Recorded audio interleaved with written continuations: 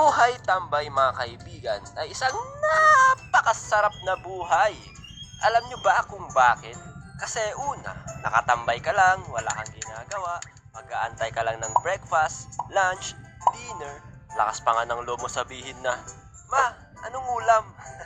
Tapos pag wala pang ulam, ikaw pagalit. Sa pang kagandahan ng pagiging isang tambay ay wala kang sinusunod na oras. Sayong-sayo ang oras mo. Kahit anong oras ka magising, okay lang. Kahit tanghali ka pa magising, okay lang. Kahit anong oras ka din matulog, okay lang. Hawak mo oras mo di ba? Wala ka ding sineset up na alarm clock para pampagising. Ang masaya pa sa buhay tambay mga men ay nakakasama ka sa outing, sa gimmick ng barkada, o di ba ang sarap ng buhay tambay? Bakit ko nasasabi to? Kasi me, myself, and I is a certified tambay. After ko graduate ng high school, ay naging isa akong tambay. Syempre, with the gang. Dahil umuwi yung parents ni Mac sa probinsya, ay naging tambayan namin yung bahay nila. Sorry, auntie. Sorry, uncle. Sana mapatawad nyo kami. Isa sa mga masasayang laro namin nung mga tambay kami ay walang iba kundi ang baraha.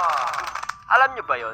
Yung playing cards na nilalaro at nakikita nyo sa mga sugarol nyong auntie at uncle. De, joke lang. Ang nilalaro namin sa baraha ay yung larong Pusoy Dos. Marami kasi way paano laruin yung baraha. May Pusoy Dos, Tongits, Lucky Nine, at marami pang iba. Pero yung Pusoy Dos talaga ang kinadikan namin laruin. Kung sino ang matatalo ay may sapak sa mukha. De, joke lang. May 15 na pitik sa kamay, mga ganun lang naman guys. Mamumula-mula lang naman ang mga daliri mo dahil sa mga malalakas na pitik. Nagkaroon kami ng PlayStation na hiniram lang namin sa kakilala dahil sobrang gustong-gusto talaga namin laruin yon. Di kasi namin afford yun kaya hiniram lang namin. At yun na nga, ang nakakatawa pa dyan may schedule yung paglalaro namin ng PlayStation kasi madami kaming naglalaro. Uy, time mo na men, ako na dyan. Wait lang boy, tapusin ko lang tong boss. Dalian mo! Nanggigigil na ako gawin yung pre-practice kong combo! Men, isingin mo ako pag ako na ha. Okay, men! A few hours later. Men, ikaw na. Maglalaro ka ba? Di na muna men, inaantok na ako. Mahina. Alright, sa akin na oras mo men. Isa pang ginagawa namin nung nagtatambay kami ay yung pagnood ng anime.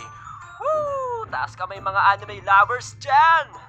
Uso pa noon yung mga CD na nabibili lang ng 20 pesos to 50 pesos, di ba? Mga pirated CD na minsan ayaw mag-play or blurred yung video. Tapos ibabalik mo sa nagtitinda pag nakabili ka ng ganon.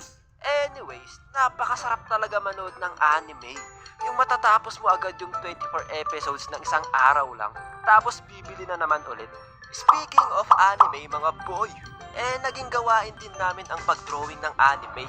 Ano yan, ipopost pa namin yung TV pag may maganda kaming nakita na post ng character, tapos ito-draw na namin. Pag napanood nyo yung kwentong animator na video ko, doon makikita nyo yung mga pinagdodrawing namin dati. Masarap maging tambay mga boyu. Tamang kwentuhan lang, tamang jamming lang, chill-chill lang sa gilid, pero hindi lahat ng oras masarap maging tambay. Kasi isang problema mo pag isa kang tambay, wala kang pera. Maliban na lang kung rich kid ka, di ba? Isa sa naging problema namin dati sa pagiging tambay, wala kaming pambili ng pagkain. Kaya, ang ginagawa namin, kumukuha kami ng mga pagkain galing sa mga bahay namin. Naaalala ko pa nga dati, nahuhuli ako ng parents ko kapag kumukuha ako ng pagkain sa bahay Oy, Jen, saan mo dadalhin yung mga pagkain? Ha? Pang ano lang, may gagawin lang kaming bayanihan para may ambag kami sa lipunan. At syempre, speaking of ambag, ayan, wala kang pera, di ba? Wala kang trabaho. Syempre, kung hindi ka rich kid, tatanungin ka ng mga magulang mo. Ano na nangyayari sa buhay mo? Bakit wala ka pa ring trabaho? Anong petsa na? Nagsitubuhan na lahat ng buhok-buhok mo sa katawan. Wala pa ring nangyayari. Tomenasay. May mga iba't ibang dahilan kung bakit gusto muna tumambay ang mga tao. Maaaring gusto muna nila magpahinga dahil tad-tad sila sa pag-aaral. Dahil sa mga thesis na yan. Hindi ko pa nararanasan yan, pero ayon sa mga naririnig ko, nakaka-stress daw talaga yan. May mga tao din na subsub sa trabaho. Nakalimutan na nila magsaya sa buhay, kaya gusto muna nila magpahinga at mag-travel na lang. May mga taong hindi pa nila mahanap kung ano talaga gusto nila gawin sa buhay, kaya tamang tambay lang muna. Pero wag natin seryosohin ang pagiging tambay. If gusto mo man gawin yan, tumulong ka na lang din sa magulang mo. Maghugas ka ng pinggan, magsaing ka, magluto ka, maglaba ka, massage mo likod ng magulang mo pagka-uwi nila ng trabaho. Diba? Para hindi naman tayo masabihan na walang ambag sa lipunan. Mamaya magsisigaw mama mo dyan eh. Puro kayo cellphone! Hindi man lang kayo maglinis ng bahay! Aantayin nyo pa ako makauwi! Baka sa next na generation, ganito na gawin sa'yo pag sinubukan mo tumambay eh.